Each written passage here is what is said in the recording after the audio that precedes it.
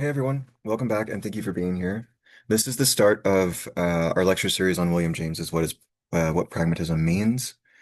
And in my intro class, it's also the start of our unit on American pragmatism.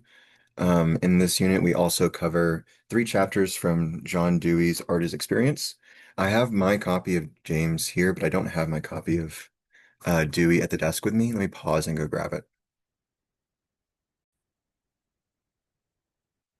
All right, so this is my copy of Art as Experience, and um, we'll do that in a different series, and it's probably going to take a while because we're going to read three chapters of it. Those three chapters of Artist Experience, the first three chapters, 1 through 3, they really build up together. They work with a lot of the same concepts and make it make sense. Um, that's not this lecture series. We're doing William James. Um, but we just did utilitarianism, which is not a pragmatist thing. It's from the United King, or it's from London, the United Kingdom or Great Britain or whatever it was at the time in the 1800s. Um, And again, if you're in my fall 2025 class, I know we have our exam for this unit coming up really quickly. So James is going to be the easier prompt for you to answer. Um, this essay is only 16 pages, and there are only two components to the answer, two ideas that you have to understand for understanding pragmatism. It's a wonderful, you're going to need to give good examples. You'll still need to hit the length on it. So you're going to want to talk in depth maybe with some of James's examples, but it's a short text to study. It's really doable. In this series, we're also going to go over the introduction, which I mentioned in the utilitarianism series. Um, we're going to go over the introduction by G.H. Bird. It's 24 pages, but it covers all of James's different exploits.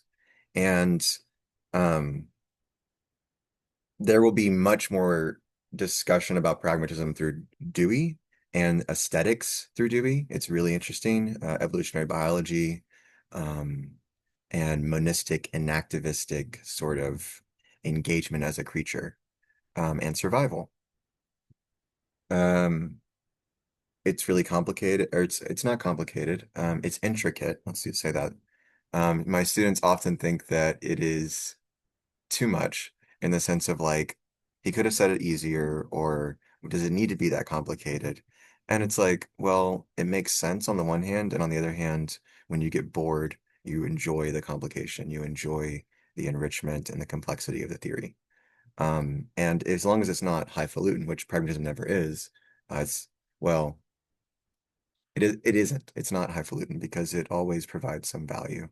It always And that brings us to what pragmatism means, which is the title of the essay by James. The Dewey is three times as long, and as far as scheduling goes, it's meant to take up 75% of the unit. So again, but there are two prompts on the exam that you can choose from, and one of them, um, you know what I mean? Hopefully all the students are watching this video to begin with. But and I'll say this in an announcement too. But one of them will be over James, and then one of them, and that's a very direct answer. It's very simple and straightforward. And then the one by Dewey, you obviously can't cover all 60 pages in in your essay. So the prompt is a bit more build your own adventure. Um, Basically answering in a variety of ways what is aesthetic experience for John Dewey. And it needs to come from only a few of the pieces in his theory. So that there's a long list. There's like 12 or 15 things that I list underneath that prompt, that are like subtopics or um, sub questions.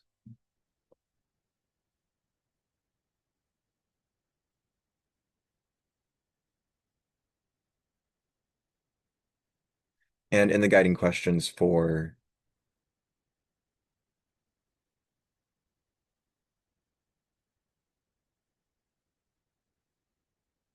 in the guiding questions for Dewey, you can see that there's a lot of them.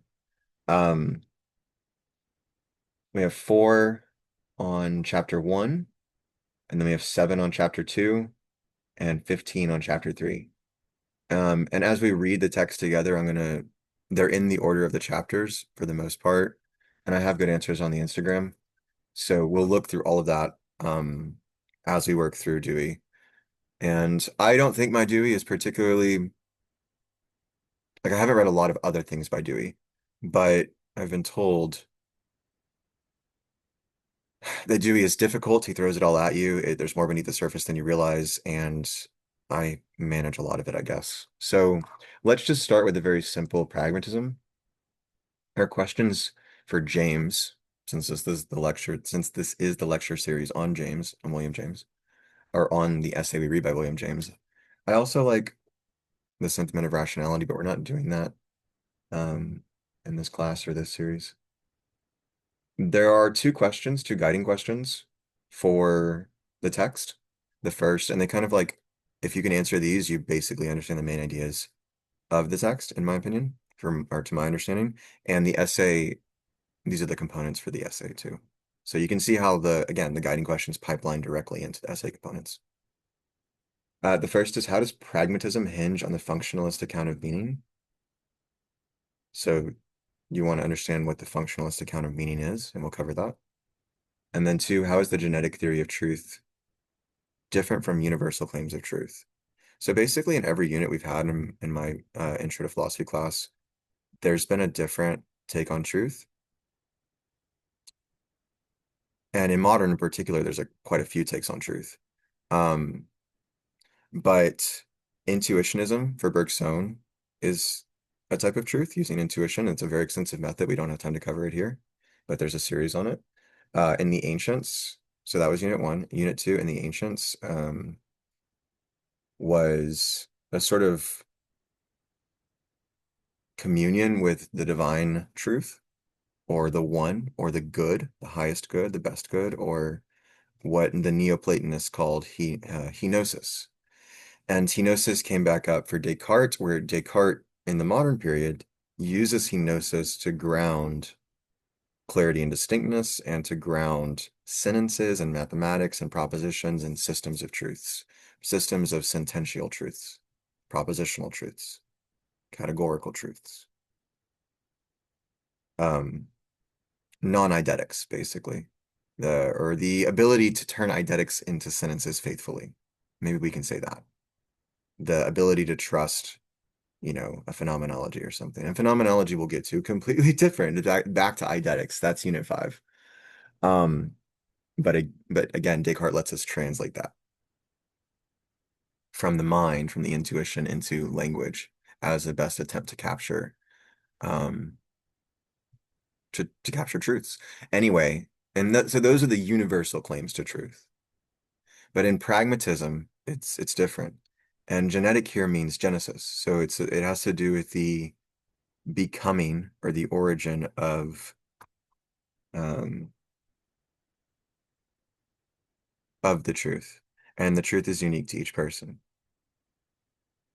So the short oral answers, I have whiteboards that we can look at. Let's go to those, I guess. Um, the functionalist, so the first 5 pages, it looks like the first 5 pages are about the functionalist account of meaning. Um, and then on page 10 or on page 5, it switches to the genetic theory of truth. And let me see if this is in their copy or in my copy.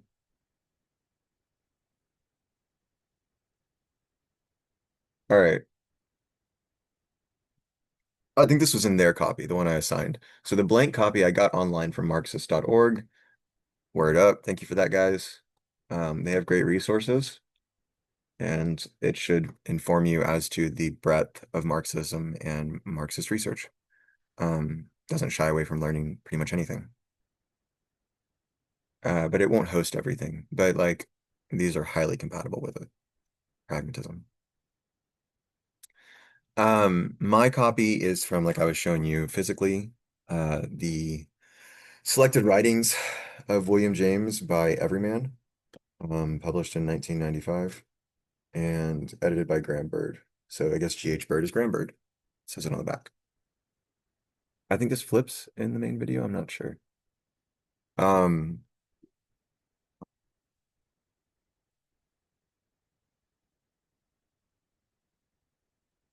and if you're in my class, you have access to these annotations too. This copy that we're reading from, it's under the teacher annotations, but it's not a translation because James wrote in English. He was an American. It's from the Northeast, like Connecticut or New York. New York, it looks like. Grandfather immigrated from Ireland in 1789. So we're gonna read the biography and stuff. But before we jump into like the context, we'll do it in kind of the normal way where we go,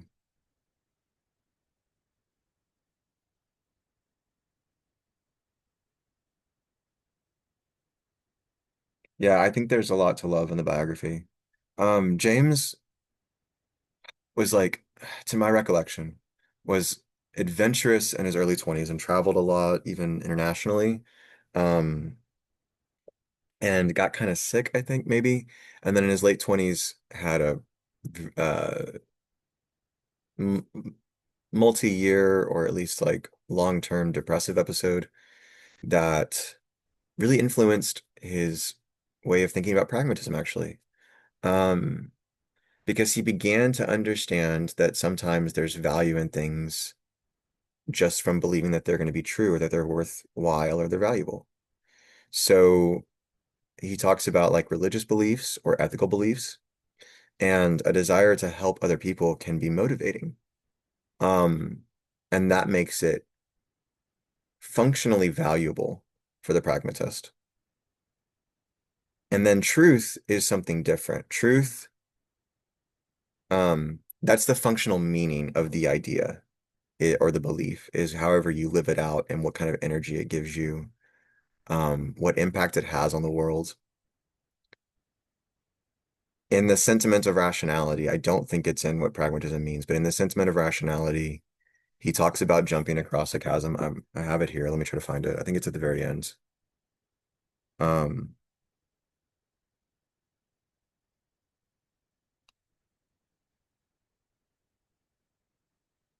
if in the mountain precipice I doubt my right to risk a leap, I actively connive at the at my destruction.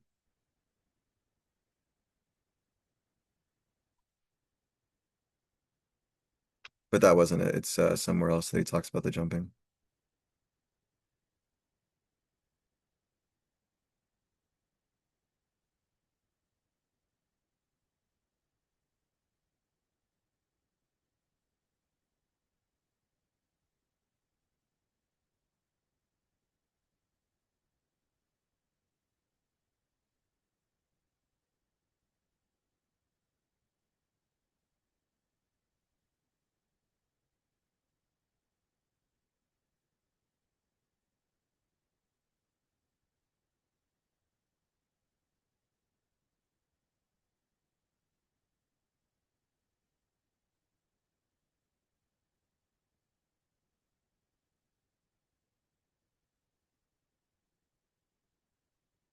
I wonder if it is in the.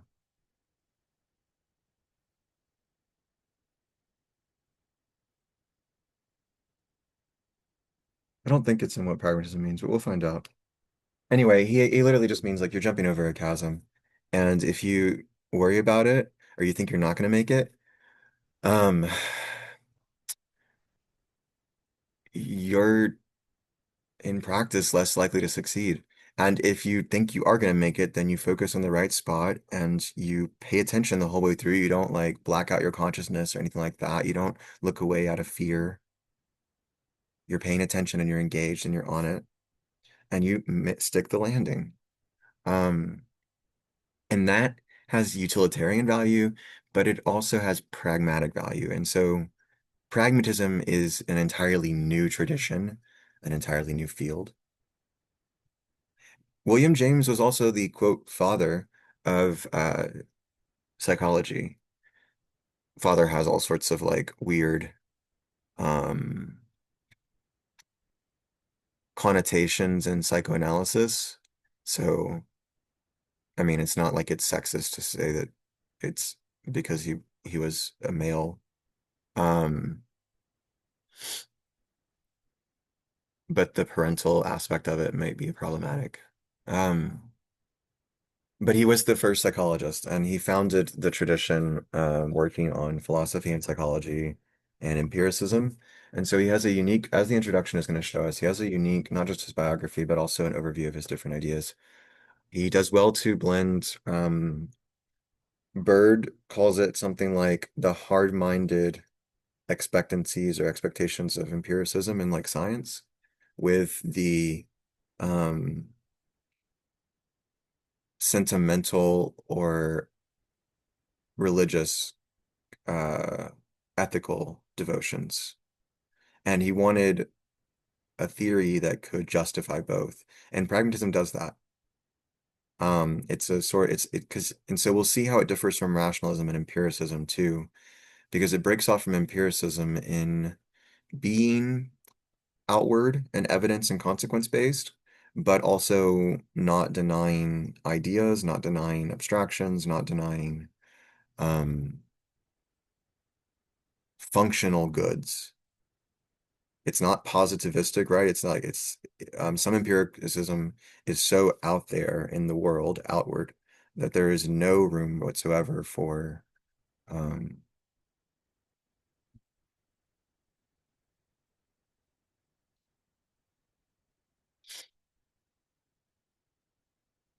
any kind of religious sentiment, basically, anything that doesn't have evidence for it.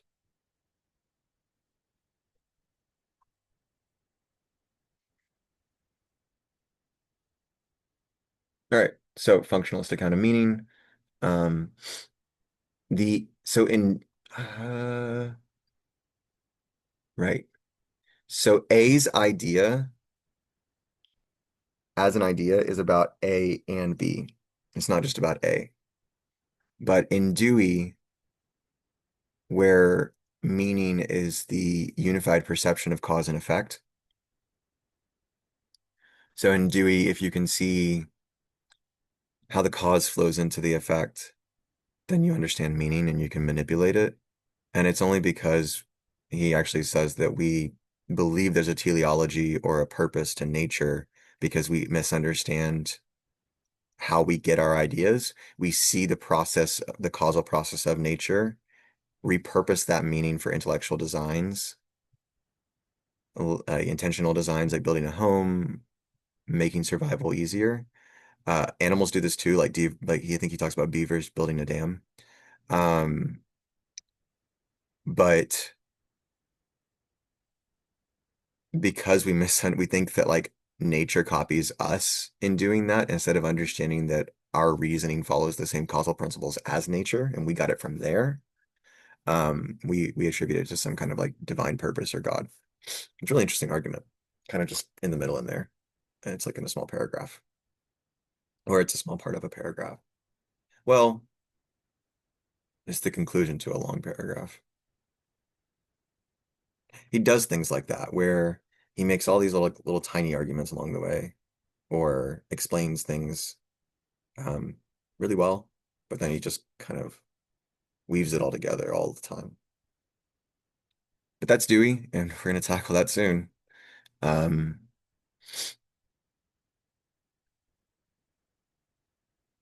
and that's different. So meaning for Dewey is like seeing B and C. Um, Now there's some instrumentalism to the function of the idea. Once you understand that there is some kind of productive meaning between your belief in things and how things pan out in the world. Um, One aspect of this, for example, is that it strips, quote unquote, strips things down to their fighting weight or their cash value. That's in the text, James says that. Not he says those phrases, but I think he uses them more spread out.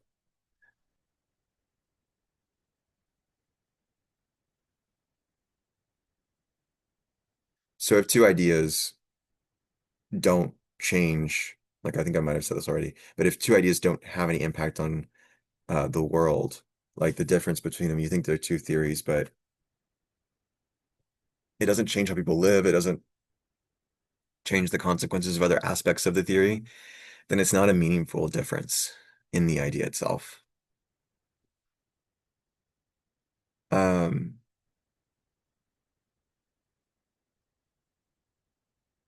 and then the genetic theory of truth. So instead of these other, we talked about all the other truths we cover in the semester, but in pragmatism, truth is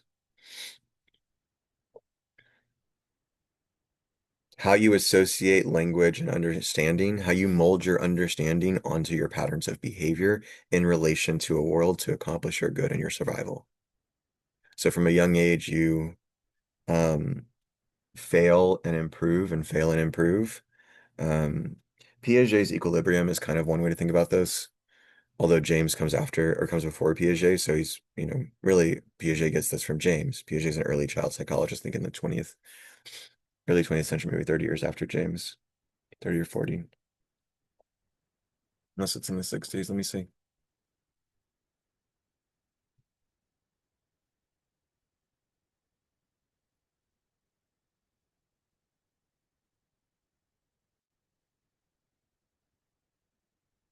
Uh, so I think contemporary with James's late life and Piaget's early life.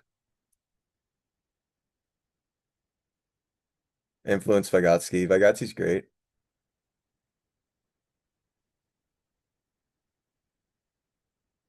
Anyway, um,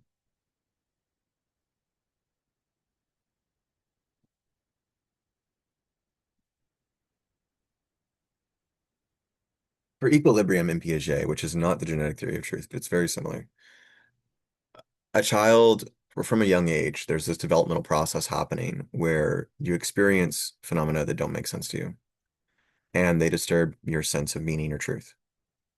And so I mean, this is close to what James says. Yeah, you have disturbances in your stock of beliefs, and you adjust your stock of beliefs with the least change necessary to accommodate the meaning of the new perception.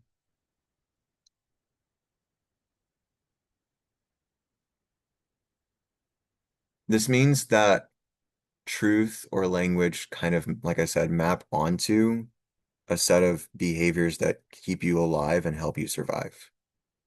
Um, Also speaks to why it may be so difficult for some people to change their minds about positions that they hold deeply because they may be ingrained with a set of practices or meanings that, again, at base, belief and truth might just be survival strategies and stabilities. Um, but I think the more not, I don't know if it's the more interesting thing, but a really surprising consequence of the genetic theory of truth is that it makes of truth a sort of permeable, perceptive passageway between experiences. James calls it a passageway between experiences. Um, and I mean, that's just so interesting. Like you go through your life and you get to different moments in your life from other moments in your life where the beliefs would not match up, but truth is this thing that helps you move through them.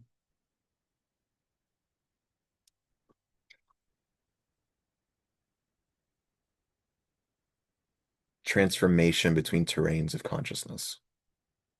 Now that's cool. Redefines perceptions, right? It's a sort of affective space.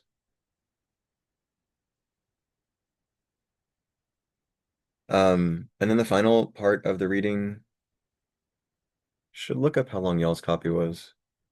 14 pages, just over 13, probably 13 without the top heading. Yeah, I mean, if you take this part of the bottom page, these last two paragraphs, and you put them where the heading is on the first page, it's 13 pages. My copy's 16. And the reason I'm not sure which section it is. He has this lovely passage where he talks about pragmatism as a hallway in a hotel with contradictory doors. He doesn't call them contradictory, and they're not contradictory to pragmatism, but he says in the first door somebody is excogitating a grand metaphysical treatise. I think excogitating means devising, and in the next room over, someone else is devising the end of all metaphysics. In the third room, there's a religious person worshiping their God. And in the fourth room, there's an atheist caring about their science. And pragmatism is the hallway between them all. Um, it is new, it's a new method, and it's a distinctly American method. I don't know that I would call it capitalistic. Certainly, I mean, that we're reading from Marxist.org. It's always a good thing to remind people that Marx himself and any good Marxist used a negative method. Marx wrote an essay called a Ruthless Critique of Everything Existing, where it's pretty short, where he talks about, I think it's like 3 to 4 pages, maybe six, 9 at most. Um, he criticizes people who try to espouse what communism will be, or what it is, or what it should be. And he says that you all you can do is you just make up new myths, new fables, new religions. I mean, not that there isn't a God or something like that, but if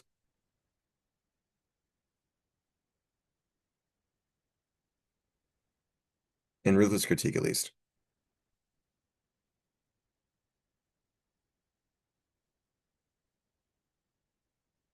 So it is kind of interesting to put the pragmatist method against the Ruthless Critique method, the pragmatic method.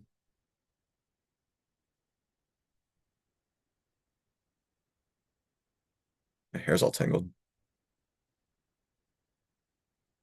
Hold on. All right, I'm back. Um,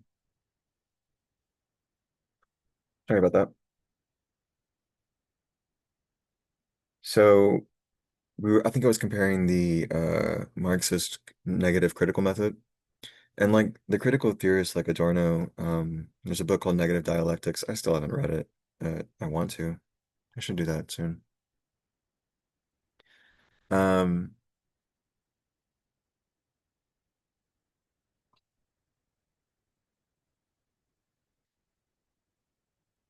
but yeah, unlike empiricism, pragmatism leaves room for religion.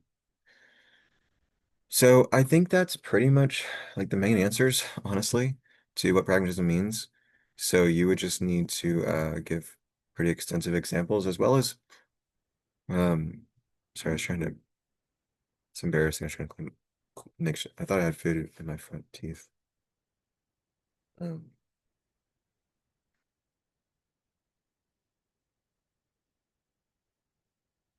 I haven't eaten today, so there shouldn't be. And I brushed my teeth, but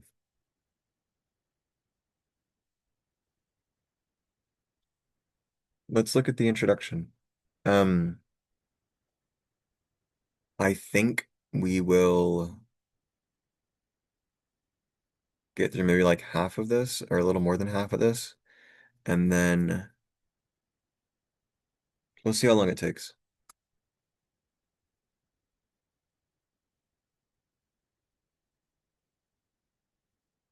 Right? So the functionalist account of meaning um, entails that an idea's meaning, or the worth of an idea, or the truth of an idea, involve some practical change about the world.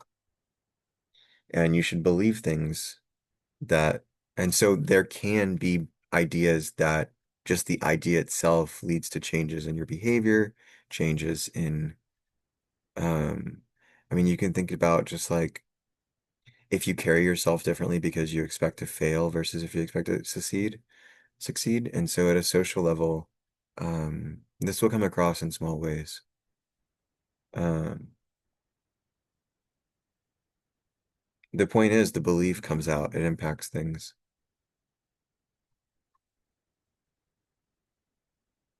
There's a similar article here you could mention, William Clifford, and the article is I put an S at the end of Clifford, possessive S, but his article is called The Ethics of Belief, And William James's Will to Believe, which I think is a book as well as an essay, James restitched like fragments from his early writings, like he reused his essays or pieces from his essays a lot. Um,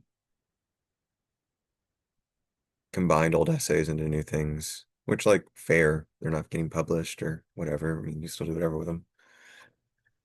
But his in the Will to Believe was a response to Clifford. So if you're interested, you could check out that essay too. William Clifford argues that a belief is a belief insofar as it impacts behavior. If it doesn't impact behavior, then it's just like an idea. It's not a belief. So it's kind of similar to the pragmatist functionalist account of meaning. Um,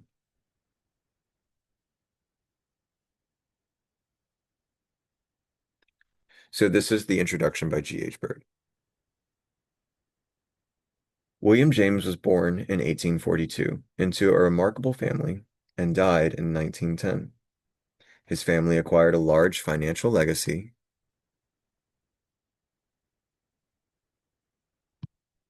from just checking mic levels.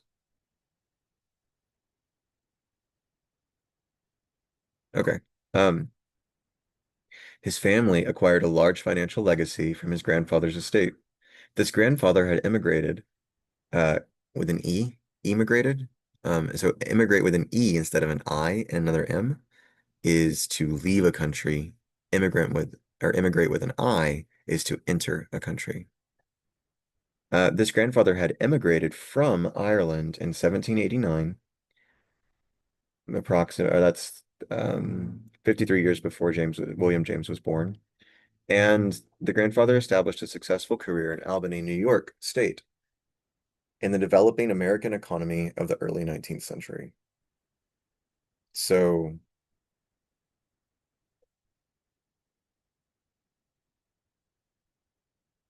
maybe 15, 20 years after he immigrated, it looks like, because it says the early 19th century, but 1789 is the end of the 18th century.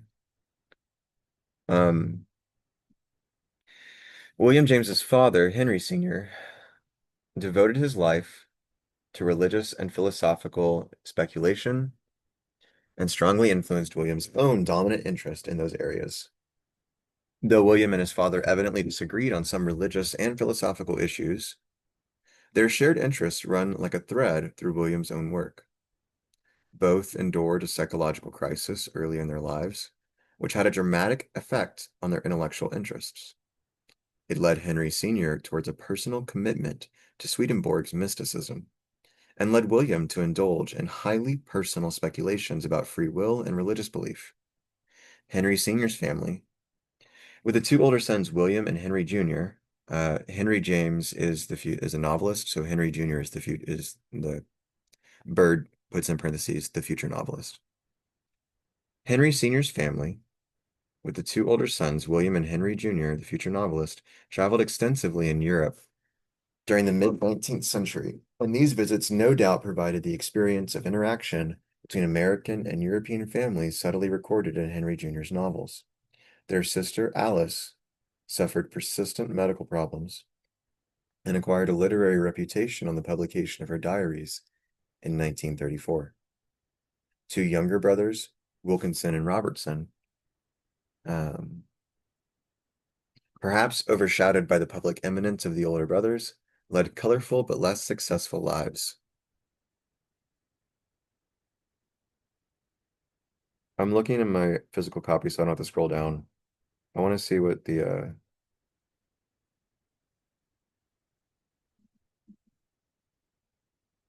diaries were privately printed in 1894. It doesn't say how old the sister, like when she was born, or but William died in 1910, so I would assume that she was old or past it was posthumous when they were printed or when they were published non-privately. William James experimented as an artist with William Hunt in Newport, but after a year decided with his father's strong approval to give up art for science. He enrolled in the Lawrence Scientific School in 1861 and the Harvard Medical School in 1863, and graduated in 1869. He visited Europe both before and after graduating and came to know something of the work of psychologists such as Charcot, Janet, and Wundt. Um, this is cool. I don't think I've read this introduction since I um, read Jean-Paul Sartre's Sketch for a Theory of the Emotions, which is kind of the main meat of Unit 5, where we do a phenomenal, like affective phenomenology. It's kind of what I would call it, immanent phenomenology. It's an existentialism for Sartre and a phenomenology. Anyway, he criticizes James and Janet. They're like the jumping point for chapter 1, critique of the psychological theories, or the classic psychological theories. I think it's what's called the classical theories. But Janet for Sartre represents James represents a monistic reduction of the mind to the body. Janet represents an attempt to reduce the body to the mind, but because he does not give the mind any kind of autonomy or self-determination, it's still a mechanistic response to a breakdown in capacity, um, or to a breakdown in adaptive behaviors. It's still, even though it's like supposed to be mental, it's not truly phenomenological or eidetic or self-reflective or anyway. I don't know Charcot and Wundt, and I haven't read Janet. I just know Sartre's critique of Janet. Have read James though, and we will too. We'll get through that. And so um it does help to know some James when you're reading Sartre. In 1869 and 1870, and to some degree throughout the 1870s, James suffered from depression. He took up a teaching post as an instructor in physiology at Harvard from 1873, and in 1878 married Alice Gibbons. Although he continued to suffer from bad health and complained that he could not for that reason undertake laboratory work, he nevertheless began to establish a psychology department at Harvard and to publish his own work, partly in psychology and partly in philosophy. The publication in 1890 of The Principles of Psychology made him famous. This two-volume work might be regarded as the first popular and accessible treatise on psychology, but it also deals with numerous issues of a more philosophical, even metaphysical kind. Although James frequently expressed a strong wish to keep psychology as an experimental and naturalistic science distinct from philosophy, his own interest in the current development of psychology compelled him to connect the two. This is true of many of the chapters in the Principles, but also of the articles and lectures in which he outlines his pragmatism, his radical empiricism, his views on moral philosophy, and on philosophy of religion.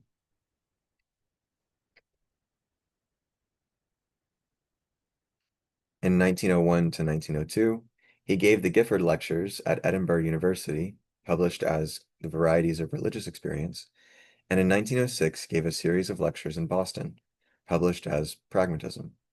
Other published collections of essays, such as The Will to Believe, The Meaning of Truth, and Essays in Radical Empiricism, spell out his philosophical views. So yeah, The Will to Believe is a book, but it's a collection of essays. He published also A Pluralistic Universe, based on lectures given at Oxford in 1908, and left behind an incomplete work, Some Problems of Philosophy, published posthumously in 1911, a year after his death. Two collections of more general essays, Memories and Studies, as well as collected essays and reviews, were also published after his death. Um, a, a moment here to describe pluralism. So towards the end of the introduction, Bird will explain James's pluralism through an experience where James at first was critical of settlers and colonialists, but environmental colonialists. There were neither Bird nor James mentions any kind of indigenous that were fought or run off the land. And that's a different story entirely. That's, you know, but these were colonists in the sense of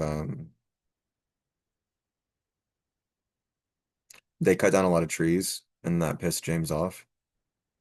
And then after a while, he was like, okay, from my experience, my perspective, they destroyed nature, but from their perspective, they were going to die if they didn't do that. And they killed it. They did a great job of surviving. They thrived in their throve. Um,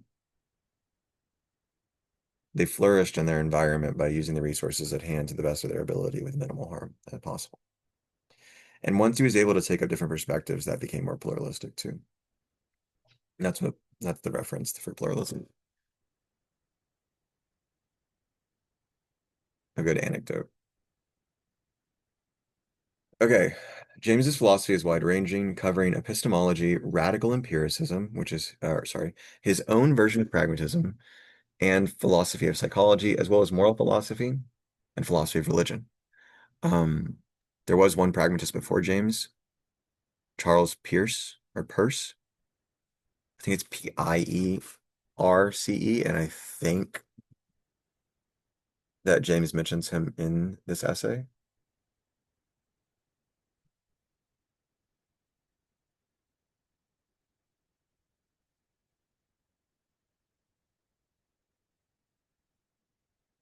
Yeah, it's a weird spelling. So it's like Pierce.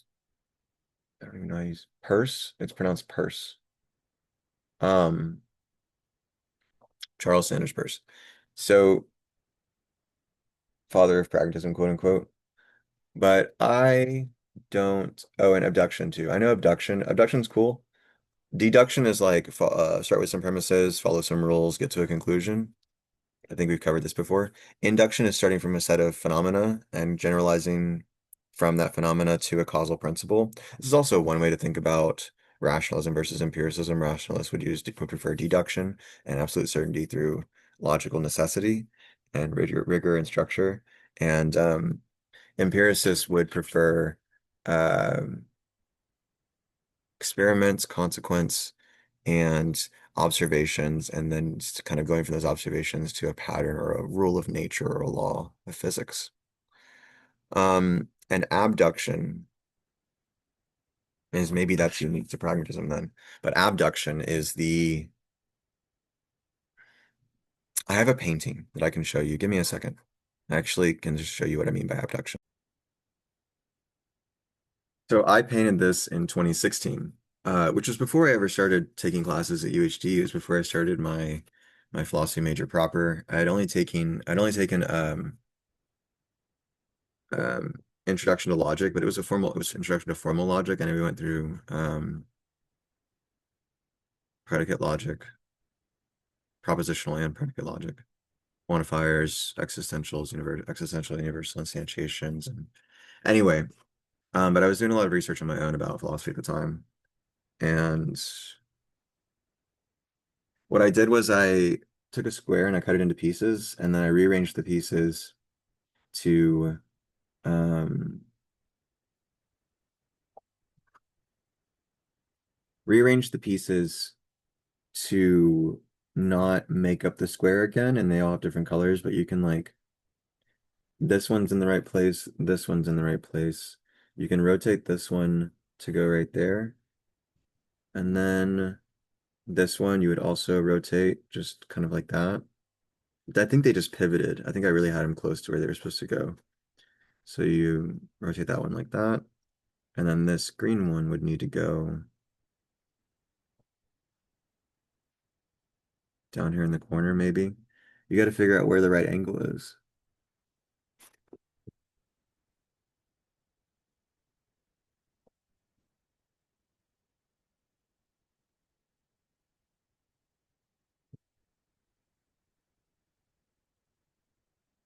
Anyway, that process of trying to move the pieces and put the truths in place, put the one, there we go. It's the genetic theory of truth, abduction. The process by which we refine all of our perceptions into what makes the most sense with the least um, conflict. So,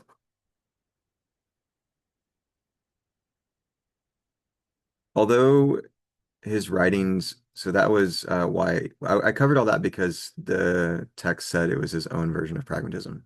So it's his development. Oh, and when we do Dewey, um,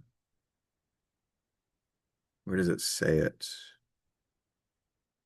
The first sentence of the preface in this book, Art is Experience by John Dewey. In the winter and spring of 1931, I was invited to give a series of 10 lectures at Harvard University. The subject chosen was the philosophy of art. The lectures are the origin of the present volume. So he gave 10 lectures and they became, um, I think like 13 chapters, though, 14 chapters. Yeah, 14 chapters. I'm not sure which. He might have moved them around or something. The lectureship was founded in memory of William James, and I esteem it a great honor to have this book associated even directly with his distinguished name. So Dewey is like directly influenced by James. Sorry, I like to sit weird sometimes. Although his writings may seem fragmented and contain some apparent changes of view, his philosophy nevertheless contains a cluster of central themes, all of which mark a radical change from a 19th century philosophical paradigm, derived in large part from Hegel and the early 19th century metaphysicians, towards a less abstract 20th century model. But it doesn't shy away from abstraction when that benefits. The period in which James did his major work, from the late 19th century to the first decade of the 20th, witnessed radical changes in many disciplines. In physics, James Clerk Maxwell helped develop a theory of wave phenomena and electromagnetic forces. In mathematics, Riemann developed non-Euclidean geometries, and Cantor and Weierstrass introduced transfinite methods into number theory. New ideas were being canvassed in the social sciences, some influenced by Darwinian theories of evolution. James knew of many of these developments, even though he professed ignorance of mathematics. He mentions Maxwell in Pragmatism and refers to Cantor in Some Problems of Philosophy. He was himself strongly influenced by Darwin, although he criticized Darwin's views on emotions and was even more critical of the social applications of evolutionary theory in Herbert Spencer's work. Perhaps the clearest expression of James's recognition of the need to encourage radical change appears, quite typically, in the images he uses to mark the new directions of his own philosophy. He represents the change from 19th century traditional metaphysics to pragmatism as a parallel to the change from monarchies with their deferential courtier style to republics and democratic societies. This no doubt echoed his own sentiments about the merits of republicanism and democracy in America, though he was critical of some aspects of American society. But it marks a recognition of the need for change in philosophy itself. In pragmatism, it is clear that the doctrine is recommended not purely on intellectual, but also on moral grounds. Pragmatism is part of an unstiffening liberation from the pompous, hidebound, and ultimately immoral influence of the prevailing monistic metaphysics as James conceived it. So James, in the sentiment of rationality, he does have some really interesting critiques of monism and metaphysics. Um, One of them is that he thinks that we get wonder sickness, and so whenever we have a theory that explains things, it we still want there to be some kind of unexplained thing behind it, and we make one up, even though the theory adequately explains it. And this is because we just have a need as humans to be in awe and to wonder after mysteries. And we get sick or kind of defeated and depressed when we don't have that. Really interesting.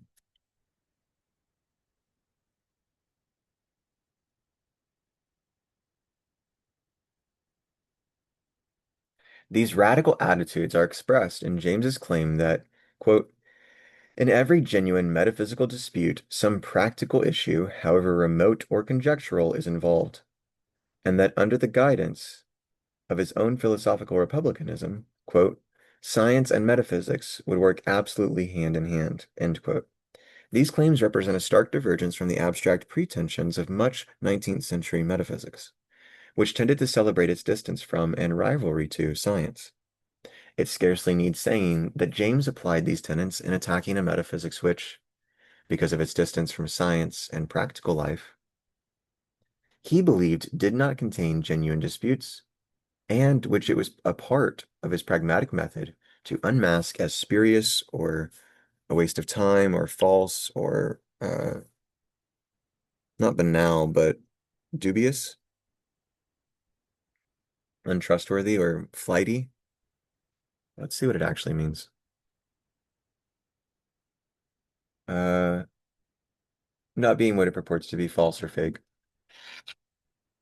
A spurious article, meaning like a counterfeit. Although James fits naturally into that end of century process of radical change, it is important to recognize that he differed significantly from other radical philosophers. He did not share an interest in logic with Frege, Russell, or the logical positivists. And in other respects, too, James either did or would have wanted to repudiate their views. Two related aspects of his work demonstrate this. On one side is his insistence on a non-intellectual, temperamental root in all philosophical positions. So affect, basically. Combined with his own temperamental suspicion of intellectual theorizing and preference for practical life.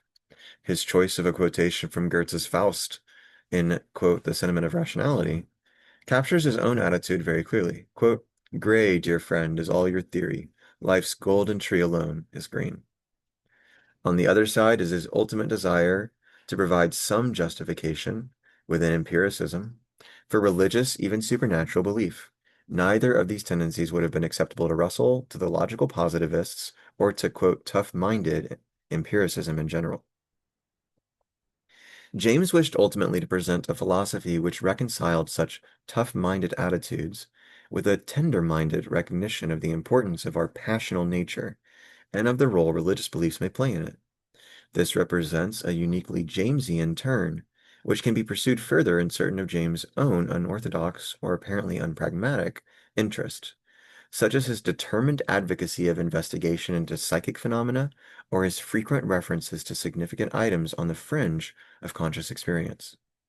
These trends are best exemplified in philosophical terms in his book, A Pluralistic Universe, and in his deeply felt defense of mystical religious experiences and the varieties of religious experience.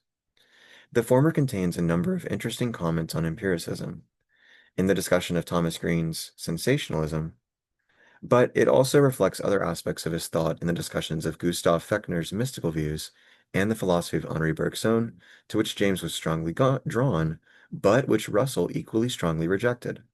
The latter contains James's mature views of religious mysticism and an advocacy of what he calls crass supernaturalism, neither of which would have been acceptable to Russell. It is these aspects of his work which have encouraged philosophers to assimilate James to a quite different tradition from that of Russell or the logical positivists, that of 20th century postmodern continental philosophy. Richard Rorty's enthusiastic approval of both Jamesian pragmatism and postmodern philosophers such as Derrida is an example of such an assimilation. There is no doubt that these aspects of James's philosophy distance his views from those of the more logically oriented philosophers who followed him and also wished to break with the past. But in other respects, James's down-to-earth tough-mindedness and his intention in several issues not to reject traditional philosophy but to update or renovate it count against his direct assimilation to postmodernism. The truth is that James, who himself disliked labels, cannot be simply labeled. What he disparagingly refers to as a, quote, solving name. It's a word that closes the problem but gives you nothing. It's an analysis without the intuition of the life or the divine or the absolute. Is precisely this type of labeling, which conceals rather than resolves genuine intellectual problems. One of the most congenial aspects of his thought is the extent to which it subverts many of the standard classifications in philosophy, and this holds true even in those areas where he wished to improve on, rather than simply reject, previous philosophical traditions. He has come down to later generations as one of the major figures of American philosophy, and along with Charles Sanders Peirce, and John Dewey, as one of the three founding fathers of pragmatism. He exerted a strong influence on many later philosophers, including Bertrand Russell in the early 20th century and W.V.O. Quine in the later 20th century. I'm not as versed in Quine, but I believe Quine does the breakout of language to dogmas of empiricism.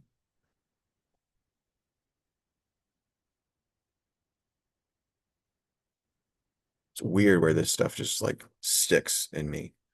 Because I've never read this. Um, maybe I have actually.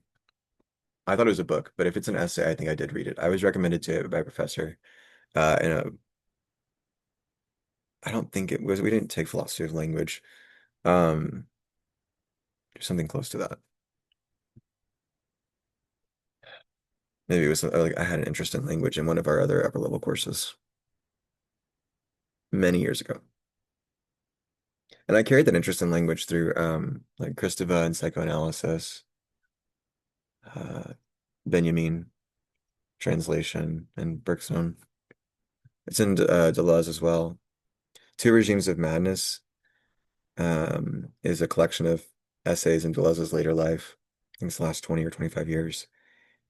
Either 70 or 75 up into 95 when he got very sick and um, it was just his body couldn't support him anymore, so he took his life, but it was pretty understandable why at that point in his sickness. Um, anyway, in Two Regimes of Madness, I think it might have been like an 80s essay. It's a short 3 or 4 page essay. It's called Zones of Immanence. And in Zones of Immanence, he talks about immanence itself or the material explication of perception in the world. Um, the articulation of it as complicating the unity of God complicates the base multiplicity of the world, and the multiplicity of the world articulates God's oneness, I think is what he says. So, um,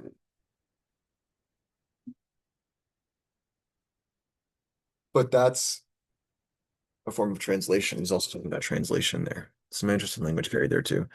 And Quine does something with language into dogmas of empiricism to break from the rest of the history of philosophy into like more analytic modes of analysis. Analytic modes of analysis is circular.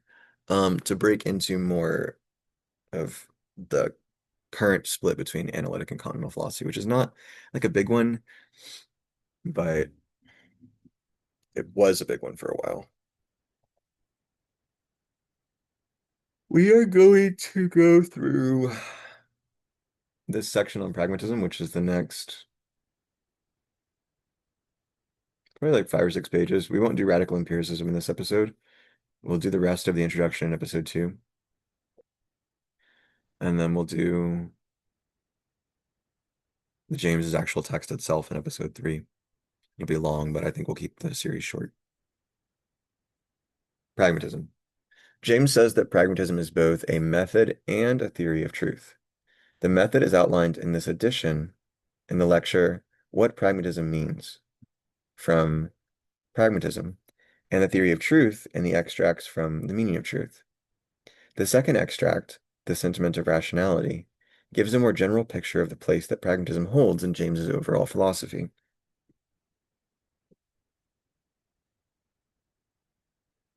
And what pragmatism means, obviously, is the one we're reading.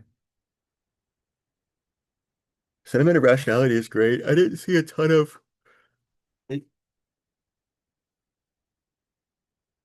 he extends a lot of his concerns in it, and maybe, it's like a 50-page essay. It's just a lot to cover. It's a great essay. It's just I didn't make time for it.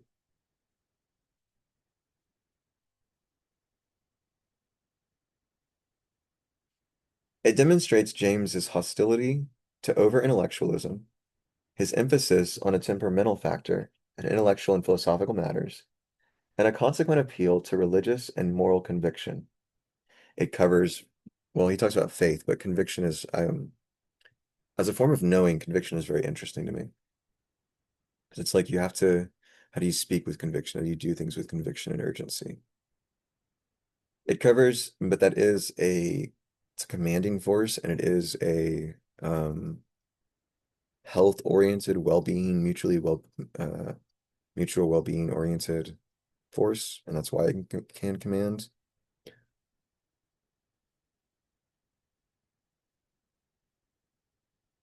So,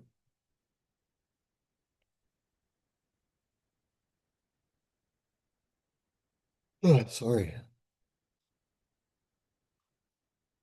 It covers virtually the whole of James's philosophical interests and acts as a link between the epistemological and the moral or religious aspects of that philosophy.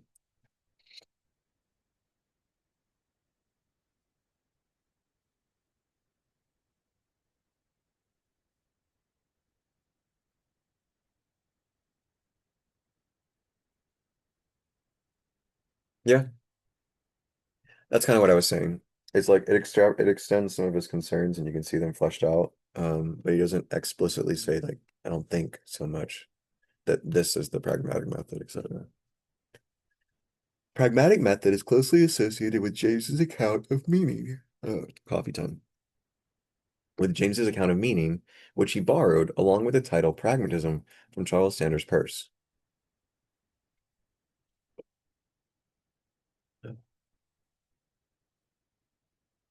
In that account, the meaning of some expression for an object is linked to the effects which that object produces. It is broadly a functional account of the meaning of concepts. And James saw those linguistic devices and the more complex theories built up from them as instruments. The method was designed to distinguish procedures in which we could become clearer about the scope of the concepts we used. The meaning of expressions has to be explained in terms of their practical effects. If some expression has no such practical effects, then it has no meaning. If two hypotheses, apparent, excuse me, apparently different, nevertheless share the same practical effects, then they have the same meaning. James believed that by using such guidelines, we could clarify our thoughts and, most importantly, could locate the testable basis which lay at the heart of philosophical disputes. In that way, the method implements James's belief that every metaphysical dispute rests on some practical, testable hypothesis.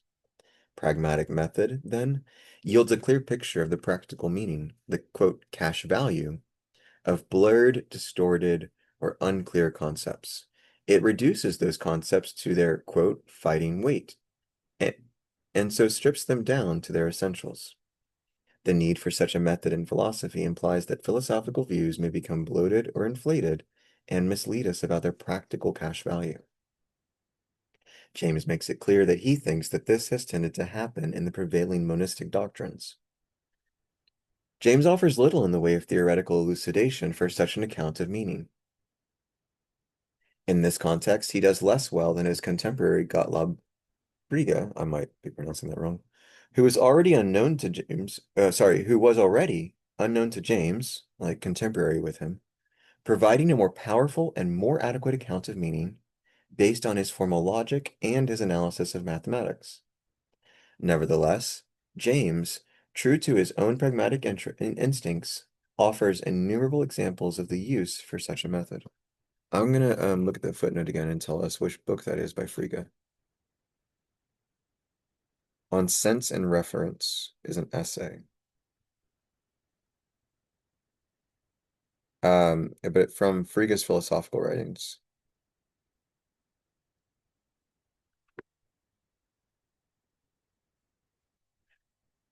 Rereading the sentence again to lock us back into the paragraph.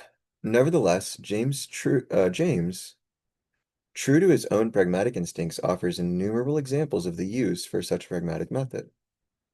Like Wittgenstein in Philosophical Investigations, James implies that the examples carry the weight of the account, and it can scarcely be denied that they have a real value.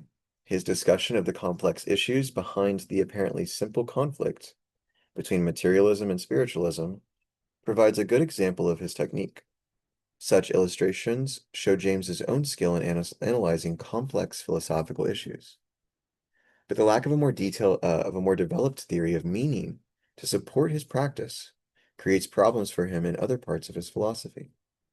One of the first concepts to be subjected to a pragmatic analysis is that of truth.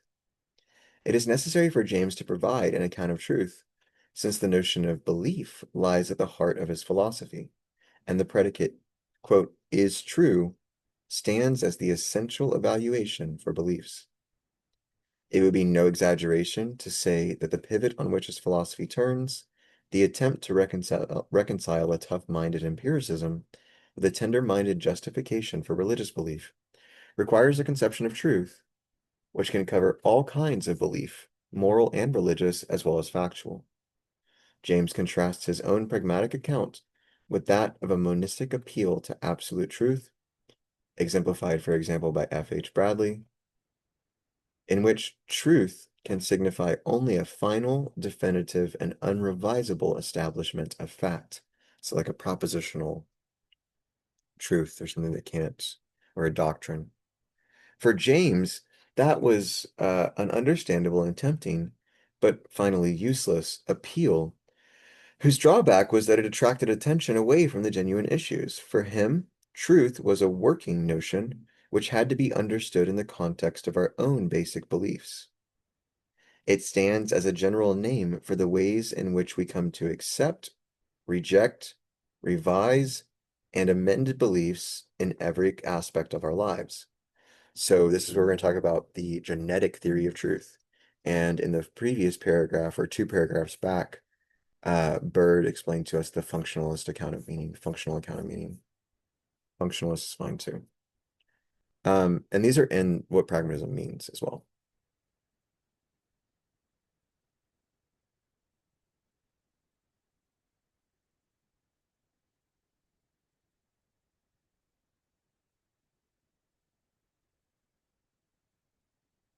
In every aspect of our lives, it marks especially the potential conflict between a new belief and the previous stock beliefs, which requires us to make some decision between them. We may reject the new belief or amend our old stock to accommodate it. James thought in that such conflicts there was always a tendency to favor the older stock, but that the resulting conflict illustrated a kind of intellectual Darwinism in which an evolutionary survival value was the ultimate factor. The fitter beliefs will survive, and these will have a survival value for the human species. A theory of truth, consequently, should outline the structure of those conflicts and the guidelines which properly determine their outcome. James spoke of a logic of science as the title for such guidelines, though he admitted that such a logic did not exist in his day.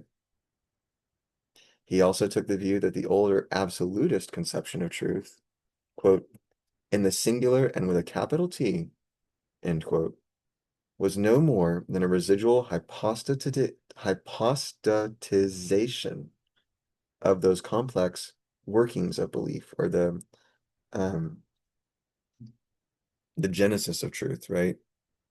Um, it's a little misleading to say the genetic theory of truth, because then you still take the process and distort it into a solving name. But the workings of belief are much more um, complex. It's the workings of affect, too, historical affect and hermeneutical affect. James's theory of truth is epistemic in its insistence that pragmatic analysis should focus on what truth is known as, quote, i.e., how it functions. But it also deals with the acceptance of belief in both cognitive and non-cognitive contexts. Truth and falsity are simply generic names for the adjustments we continually make to our belief systems in the hope of arriving at knowledge, or at least of achieving guides for action which have survival value. James's pragmatism links belief and action quite generally in just that intimate way. James notoriously captured these ideas in the provocative claim that the truth is no more than what is useful or expedient, and so encouraged a hostility which he then sought to mitigate. In The Meaning of Truth, he attempts to guard against some of the standard misunderstandings which he believed the theory had unfairly attracted.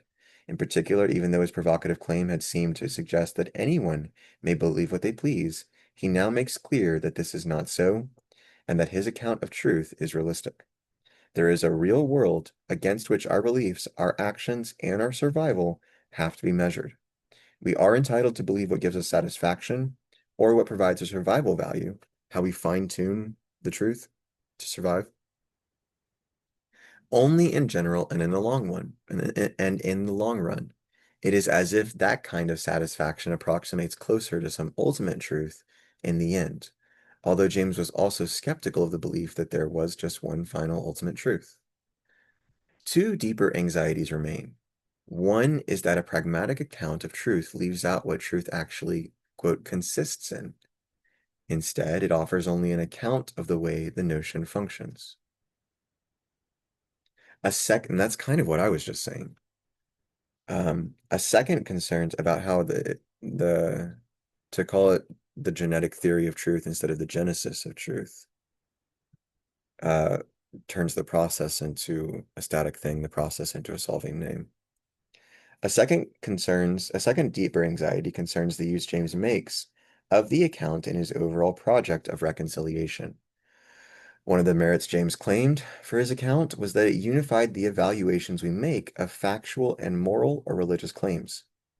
In the latter sphere, for example, there is no doubt that James wished to claim that ascribing truth, depended upon a personal satisfaction which the religious belief might yield.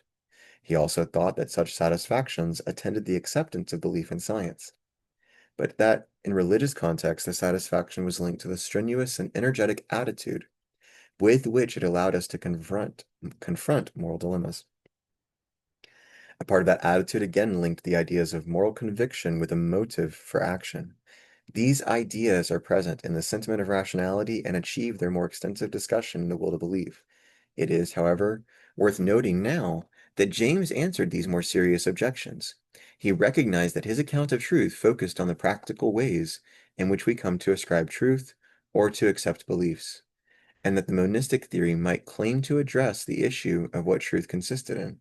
But his view was that the working of belief is prior to that general notion, and that once a concession has been made to the, quote, solving name of an ultimate or final truth, there is nothing more to be done with it. The whole value of an account of truth lies for him in the detailed workings of belief. Very lovely. I think he's right. Um, so I'm not quite sure how long this episode is, but I think it's around an hour, if not an hour and 10. My clock's a little bit longer because I had to pause and take care of some stuff for a minute. Um, but when we come back, we'll go to radical empiricism, and that's on page 25. So we've only got 15 pages left. Made through 11 pages in the introduction, I guess. Got 15 pages left in the intro. It should be like one more episode, and then probably one episode for the James text, and be 3 episodes wrap it. So thanks, you guys. Then we'll do Dewey, and I think that will take probably maybe 9 episodes. It might even be multiple lecture series because um I can only do 9 episodes before I have to go to a new base 10. So like I might renumber this at some point, but currently um Mill was episode series a lecture series 11. So it was like episode 111, 112, and 113, 114, 115, because there were 5 episodes. And then if this has 3, then it'll be 121, 122, 123, series 12. And then Dewey will be series 13. But I'm gonna have to record the first chapter and see how long that takes. And see if it's feasible to fit all of that into 9 episodes. I think it is. So thanks for being here, guys. See you soon. Take care. Be well.